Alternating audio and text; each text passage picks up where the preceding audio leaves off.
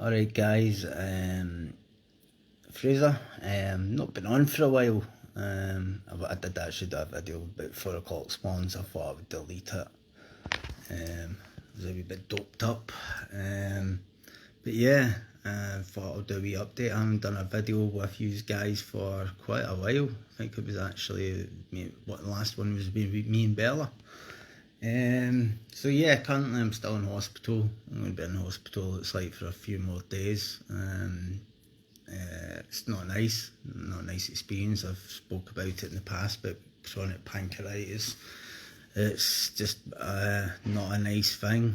Hopefully in the next couple of days I'll get that sorted, and they're talking about surgery. So yeah, but it's weird, 10 months sober, you know, this week, 10 months. And a few of you might have seen I put a video up of 10 months ago of a year ago when I was in the darkest place ever. Absolutely in a dark place, and I never thought I would get out of that dark place, you know. It's actually embarrassing watching that video, but on the other hand I put it up because I just want to show people that recovery can be done, and so can coming out of addictions can be done. It's not easy. It's certainly not easy. With the right people around you, family, friends and your muckers, you can beat addiction, and it's one of the silent killers. I call it slow suicide. It is suicidal. You are drinking or taking drugs to kill yourself, no matter what people say, that is what you're doing. I'm absolutely shocked to hear the amount of addiction in Northern Ireland. It is ridiculous, and even the nurses and that are telling me, and like they're being honest, and there's nothing here. And I can understand why people have been calling like the mainland and trying to get help from Northern Ireland. There's absolutely nothing here in Northern Ireland for vets or even civvies. That's what I've been told, and it's quite sad, in fact, that there's nothing there at all. The suicide rates are up, addiction rates are up, and it's quite sad. And Bella did say to me about it. I thought it was still Scotland, it was a high rate, but no, confirmed last night. The nurses said it's Northern Ireland, and Northern Ireland's really bad for it. But again, as people that's on my Facebook are from Northern Ireland, if people are struggling, speak out. It's not embarrassing to ask for help if you're struggling. It's not embarrassed to have an addiction. It's part of your illness, and it's part of how your coping mechanism, and it's the only way we know how to do it. And without the tools I got given at Tom Harrison House, I would only know the drink is the best route. But I do ask people to reach out. I stepped back from Veteran Safety Net to concentrate on my future with Bella. I'm looking forward to working with some other groups as well, down the pipeline as well, going to university in February to do my degree in criminology and psychotherapy. I'm really looking forward to that, and giving something back from my own personal experience to people. That it's not about bragging rights, it's not about who we've helped. It's about giving that person the opportunity to have a second chance, or that another chance in life. It's somebody's son, daughter. They deserve that chance, and I'm lucky I had that chance. And I'm always going to be grateful for Tom Harrison House for giving me that chance. If I didn't have Tom Harrison House, I wouldn't be here today. Yes, I'm facing demons of my own illness through the addictions, but I roll on, I keep going, I fight that, and it's another day. Don't get me wrong, it's horrible. I don't wish it on my worst enemy, but you still need to keep yourself in the programme, keep yourself in doing 12 steps and all that, but keep focused. Don't set yourself massive goals, taking baby steps, 10 months. It's only, I've got a life of this ahead of me, you know. The rest of my life is going to be recovery and watching my triggers and how I react to my triggers, you know. I did have a rant a few days ago about a treatment, a non-trauma treatment for addiction. I don't believe in it. For me, how could you do a non-treatment of trauma? I'm not saying it doesn't work or it does work. I'm just saying for me, if I was asked to go on this PTSD course and it was non-trauma based, I would have to go into my trauma to experience that feeling and energy, because if I didn't, that's why I drank, to get rid of the feeling, to get rid of the heart, what was in my head. And I'd rather talk about it, get my experience out and talk about my demons, and don't leave it up there, because if I leave it up there, I'm back at square one. And that's not a place where I want to go, and none of us do, you know. But like I say, that if that treatment worked for other folk, fantastic. I don't wish it hasn't worked for anyone. I think for some people it will work. Different techniques is what works for people works, and some others it might not, you know. And what works for me, I know what works for me. Advise clients on what to do, like potential what to do. Go to AA if you want to, go to any, like there's loads of things out there, especially with this lockdown. Everybody's in England and in the UK struggling, and this is the biggest trigger in any addict or people suffering from mental health, is isolation, loneliness, and that the brain overthinking. And that's the worst thing, sitting there with negative thoughts, not bad habits, sitting there not feeling sorry for yourself. And it's horrible, man. And what do you do? Because there's nothing there. You can't go out. You can go out for a walk, but do you take that walk because maybe you feel like crap and you can't be bothered doing anything? Get in contact with people. Keep connected with people. Social media. Even a text, make sure your next door neighbour's alright, or even a chat somehow through a door or whatever. Keep in contact with people, you know. At times like this, you know who your true friends are, but you also find out who your true enemies are, and people who will backstab you. That's one thing I've learned in the past 10 months. I've learned that.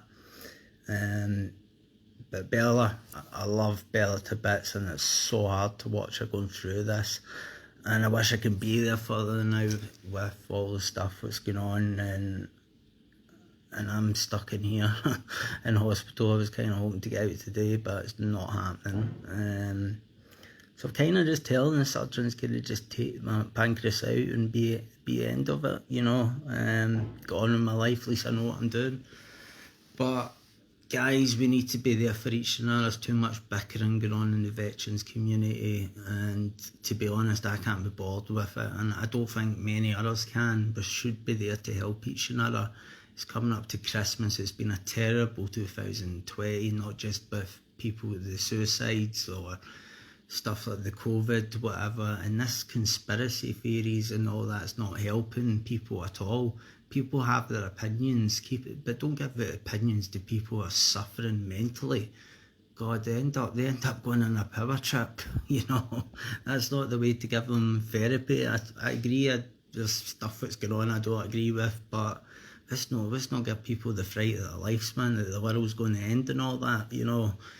Give them some hope, you know. It's going to be a tough, getting into 2021, it's going to be a tough end of the year for everyone, and I do wish, I hope everyone is safe and well and reaching out. Clive Spencer, I'm loving your new coffee thing. I need to find out more about this. Graham, I see you're on. Well done, your 6 months. Fantastic achievement for you, mate. So well done in your 6 months.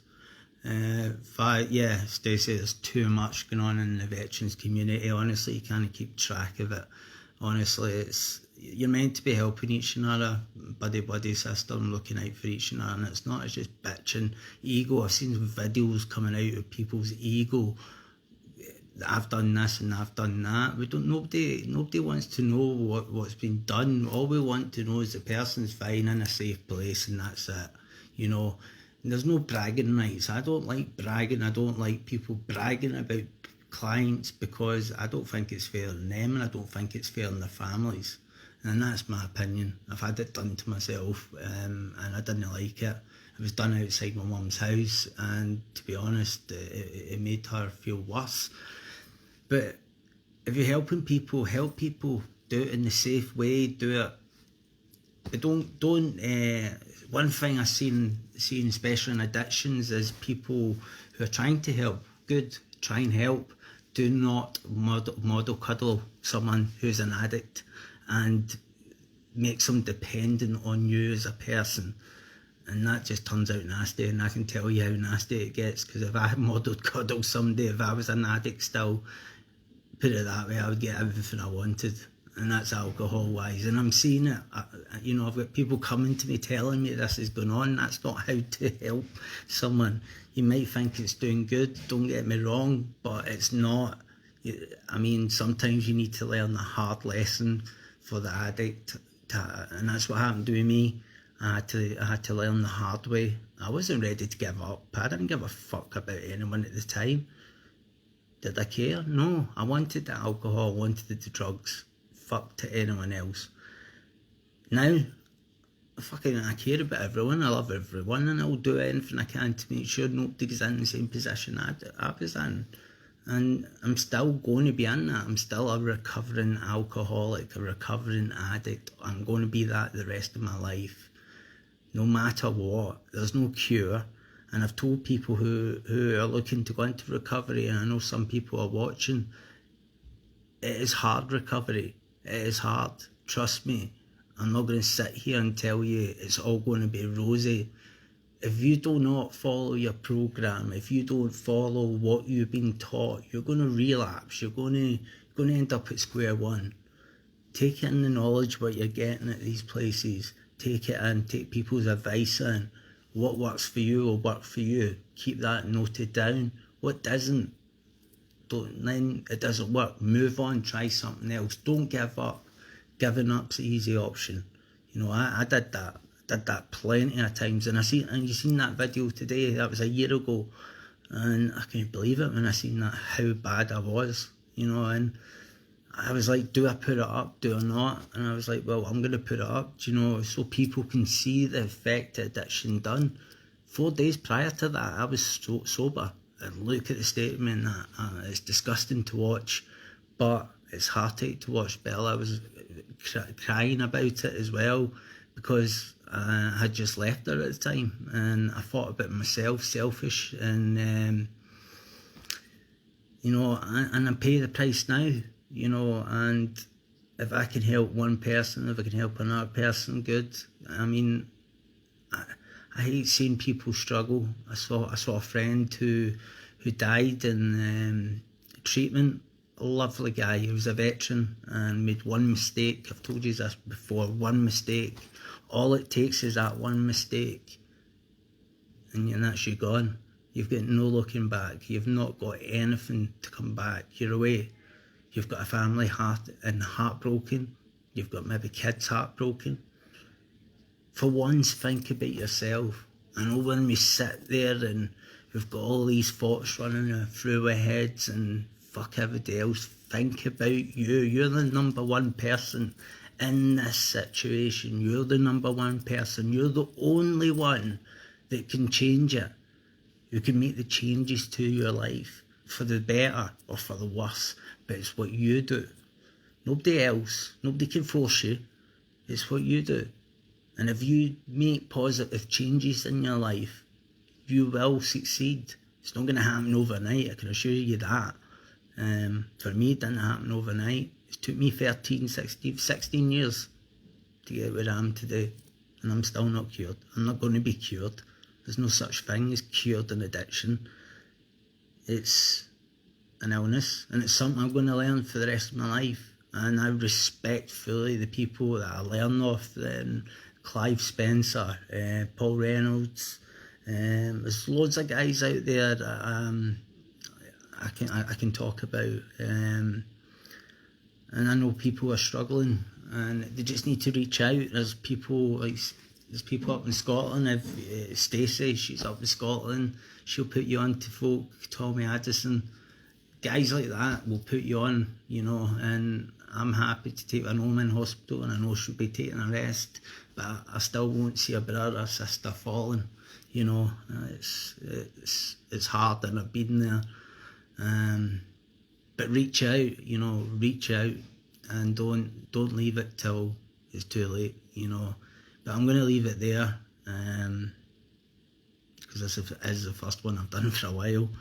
But I just hope everybody is safe, stay well, keep the peace, and check on your buddies, check on family members. And remember, it's come up to Christmas, lonely time, so check on your family and make every minute of count of happiness. Try do some happiness, some breathing techniques or mindfulness. There's loads of things. You can get loads of apps on your phone, on the internet. Go onto YouTube. There's a lot of good music, relaxing music.